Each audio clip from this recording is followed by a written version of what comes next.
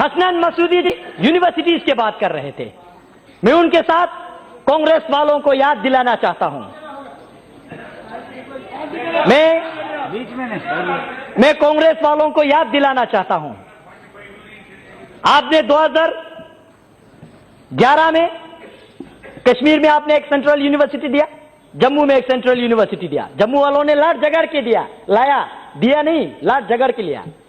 लेकिन उस वक्त मैं स्टूडेंट यूनियन का लीडर था। हमने जम्मू में जितने पढ़ाई करने वाले स्टूडेंट को रोड पे लाके इनके खिलाफ काले पट्टी बांध के हमने सेंट्रल यूनिवर्सिटी का मांग किया।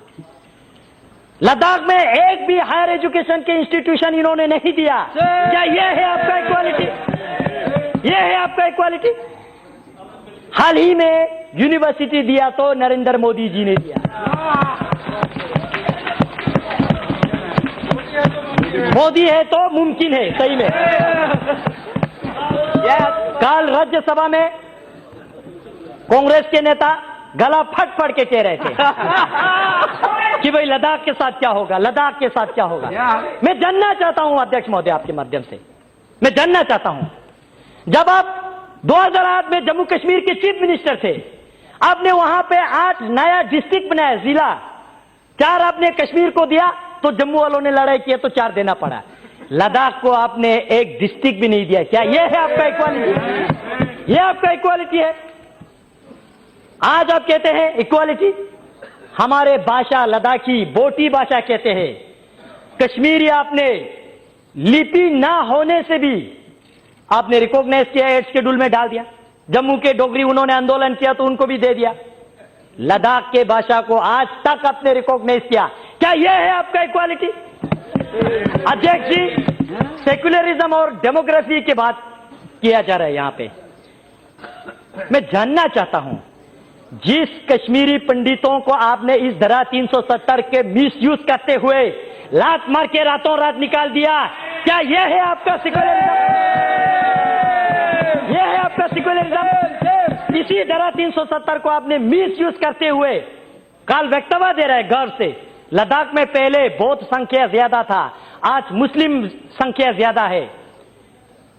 मैं अफसोस के साथ कहना चाहता हूं, यह आपने धारा 370 को मिसयूज करके जम्मू कश्मीर में आपने बुद्धिस्ट को खत्म करने की कोशिश किया। यह है आपका डेमोग्राफिक मेंटेन, यह है आपके सेक्युलरिज्म। अध्यक्ष महोदय, यही जिन परिवारों ने, मैं नहीं कहता हूं कि वहां पे शासन किया, मैं कहता हूं राज किया, यही परिवारों ने 1979 में लद्दाख को बंटवारा किया। बुद्धिस्ट मेजोरिटी के साथ लेह डिस्ट्रिक्ट, मुस्लिम मेजोरिटी के साथ करगिल डिस्ट्रिक्ट, और हम दोनों भाइयों को लड़वाया आज तक। यह है आपका सेक्युलरिज्म? फूट डालो, राज करो। क्या यह है आपका सेक्युलरिज्म? आज करगिल की जिक्र कर रहे थे, कह रहे थे कि करगिल बंद है। किसने कहा आपको करगिल बंद है? जानने की कोशिश कीजिए। मैं हूं लद्दाख से, मैं चुन के आ रहा हूं, आप नहीं आ रहे लद्दाख से। आप बैठिए, आप आराम से बैठिए, आप बैठिए।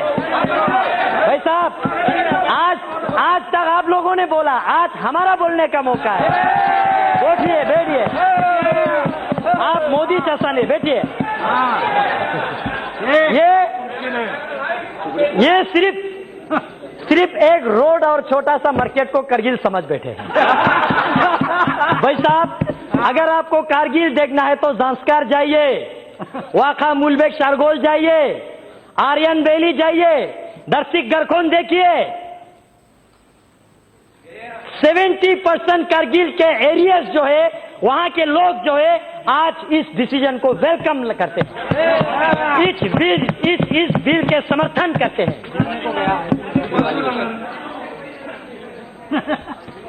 अध्यक्ष जी, आज ये वही वक्तव्य दे रहा है। अध्यक्ष जी सुनिए, मौका दीजिए, बोलने की क्षमता रखिए। मैं आपकी तरह किताबें पढ़ के नहीं आता हूं, लेकिन ग्राउंड की रियलिटी महसूस करके। अध्यक्ष जी, करगिल में जो अभी कह रहा है, ये इन्होंने फोन करके करवा रहा है। उनको भी नहीं पता है वो लोग क्या कर रहे हैं। उनको अपने भविष्य के लिए सोचना चाहिए, इनके जबान पे नहीं जाना चाहिए। ये अपने मुफ्त के लिए, अपने हित के लिए किसी को भी नचाएंगे। अध्यक्ष जी,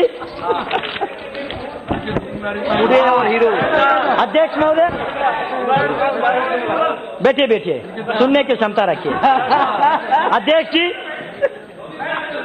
आज से 66 वर्ष पहले जनसंघ के संस्थापक डॉक्टर श्यामा प्रसाद मुखर्जी ने 1953 में जो उन्होंने संघर्ष लिया, एक देश में 2 विधान, 2 निशान और 2 प्रधान, नहीं चलेगा, नहीं चलेगा। और इसी के संकल्प में मैं गर्व के साथ कहता हूं, इनको नहीं पता लद्दाख वालों ने अभी क्या किया आज तक। 2011 में आज ये कह रहे कि हमारा झंडा जा रहा है, झंडा जा रहा है। भाई साहब, आपका झंडा तो लद्दाख वालों ने 2011 में नकारा है। लद्दाख ऑटोनोमस हिल डेवलपमेंट काउंसिल ने रेजोल्यूशन पास किया 2011 में। जम्मू कश्मीर के जो झंडा लद्दाख ऑटोनोमस हिल डेवलपमेंट काउंसिल की चेयरमैन, एग्जीक्यूटिव काउंसलर, जो कैबिनेट और डिप्टी मिनिस्टर के रैंक के होते, उनको उनके गाड़ी को लगता था, हमने उस झंडा को नकारा। हमने नेशनल एम्ब्लेम वाला वहां पे लगाया, क्योंकि हम भारत देश का अटूट अंग बनना चाहते हैं। ये है लद्दाख, क्योंकि हम मानते हैं आन देश की शान, देश की हम संतान है। 3 रंगों से रंग तिरंगा, अपनी ये पहचान।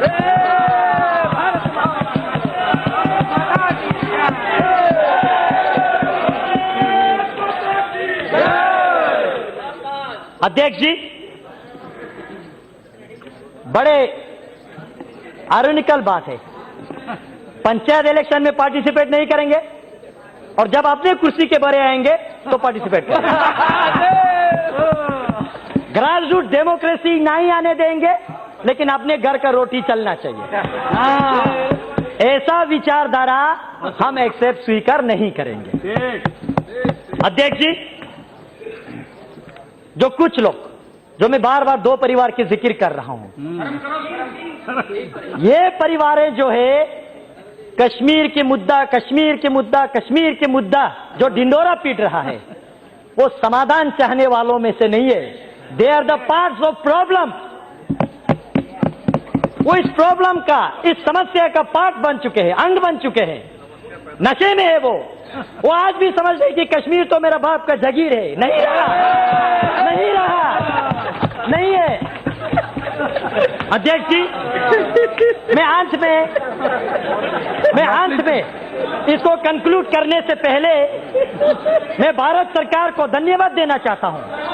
श्री नरेंद्र मोदी जी को, गृह मंत्री जी माननीय अमित शाह जी को और पूरे सहयोगी दल को, और जिनका दल नहीं है लेकिन इस बिल के फेवर में आने वाले हैं, उन लोगों को भी मैं पूरे लद्दाख के निवासियों की ओर से धन्यवाद देना चाहता हूं, क्योंकि आज पहली बार इस भारत के इतिहास में लद्दाखियों के सेंटिमेंट को, एस्पिरेशन को सुना जा रहा है। उस लद्दाख के जो चीन के साथ, पाकिस्तान के साथ सीमाएं लगते हैं, उस लद्दाख के महत्वपूर्ण को समझ रहे हैं। इस सरकार में इस बिल को हम वेलकम करते हैं और हम एक अंत में, जो लोग अभी तक कंफ्यूज में, उनको एक रिक्वेस्ट छोटा सा करना है।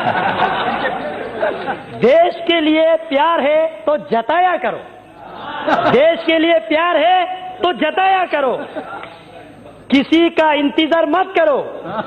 गर्व से बोलो जय हिंद, अभिमान से कहो भारतीय है हम, स्वाभिमान से कहो भारत माता की जय, और वर्तमान में करो इस बिल का समर्थन। बहुत बहुत धन्यवाद अध्यक्ष।